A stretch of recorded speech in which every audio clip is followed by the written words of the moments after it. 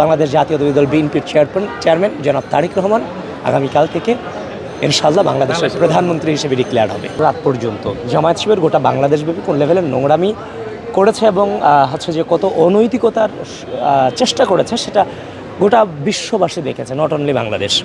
তো সেই জায়গা থেকে এই যেগুলো ধরেছে, আমাদের সংগঠন অ্যাক্টিভ আছে বলে এগুলো ধরতে পেরেছে এবং আমরা প্রস্তুত আছি যে কোনো বিষয়কে মোকাবেলা করবার জন্যে, কারণ আমরা তো এই রাজপথ থেকে তৈরি হয়েছি।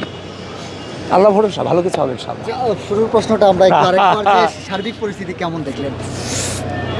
সার্বিক পরিস্থিতি বলতে এই মুহূর্তটার জন্য, আজকের এই দিনটার জন্যই 17 বছর আমরা লড়াই করেছি, শুধুমাত্র আজকের এই দিনটার জন্য। এবং এই যে লড়াইয়ের পরে আজকের দিনটার যে অর্জন, এই দিনটা যে আমরা দেখতে পাচ্ছি, ভোট প্রদান করেছি, নিঃসন্দেহে এর চাইতে আনন্দের আর কি হতে পারে? কিছু হতে পারে না। তবে বড় কথা হচ্ছে যেটার জন্য লড়াই করছি, ভোট দিয়েছি, এবং সেই ভোটের মধ্য দিয়ে আমার নেতা বাংলাদেশ জাতীয়তাবাদী দল বিএনপির চেয়ারম্যান জনাব তারেক রহমান আগামীকাল থেকে ইনশাআল্লাহ বাংলাদেশের প্রধানমন্ত্রী হিসেবে ডিক্লেয়ার হবে। নিঃসন্দেহে আনন্দের, এটা কোনো কিছুতে। ইতিমধ্যে 4 ঘন্টার ভোট